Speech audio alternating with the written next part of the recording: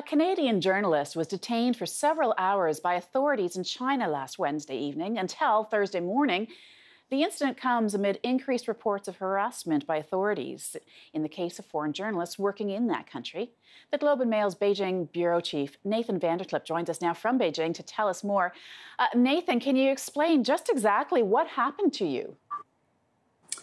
Well, it lasted about 3.5 hours. I was in a small village in the far western Xinjiang region of China. Was speaking to some villagers in that area. There's a largely Muslim population of Uyghur people, an ethnic minority in China. Some Uyghurs have been blamed for acts of terrorism, and there's been a fairly strong security response by the Chinese state.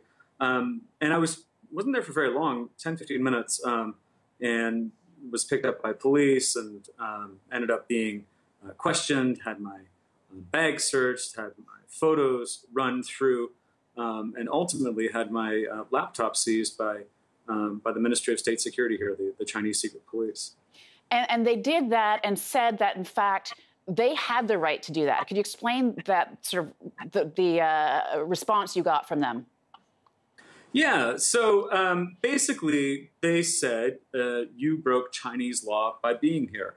And what they meant was that I had come to this area without any sort of permission slip, without any sort of prior notification to the local authorities, without any letter of authorization from the local propaganda department. Now, foreign journalists in China haven't needed any of those things for the better part of a decade.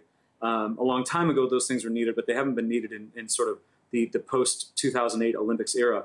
And in fact, the rules here are quite clear when it comes to foreign journalists that for us to operate here, the only thing we need is the informed consent of the people we're going to interview. But oftentimes in China, local authorities use their own rules, use their own interpretations, and enforce those. And that's what happened here. This was an area that was deemed sensitive by local authorities in the Chinese state. And they did everything in their power to both prevent me from reporting and to, if I had reported, to prevent me from getting that reporting out. If they had found anything on me, I presume they would have deleted it, which is why they were so interested in seeing what was on my computer, what was in my bag, what was on my cameras. And what did happen to your equipment once you got it back? Yeah, so they took my laptop. They had it for the better part of 12 hours, and I got it back. And I don't know its current condition. I mean, it looks fine from the outside. I have it on the desk right here in front of me, actually. But I'm not sure what's inside. And the Chinese Ministry of State Security has a great deal of technical expertise as far as placing software on computers surreptitiously and this sort of thing. So in the name of caution, I'm not using it. And we'll get it looked at to see. It's entirely possible nothing was done to it. It's also possible some sorts of software were installed on it. Nathan, have you heard of any similar cases from colleagues that you work with there? So people have had things, memory cards and that sort of thing, briefly taken away, generally, largely sort of in their presence. And detentions, multi-hour detentions, even as long as perhaps even 9 hours of foreign journalists. I wouldn't say that they're common, but they're regular. They happen particularly in areas near China's borders, in areas that the Chinese authorities deem sensitive.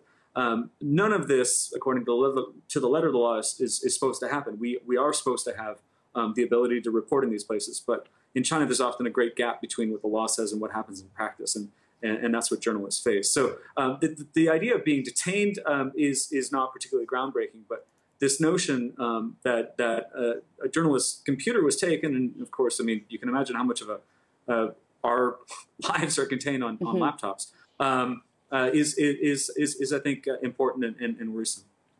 The Globe and Mail's Beijing bureau chief, Nathan VanderKlippe, thanks for coming on our program. We appreciate that. Thanks for having me.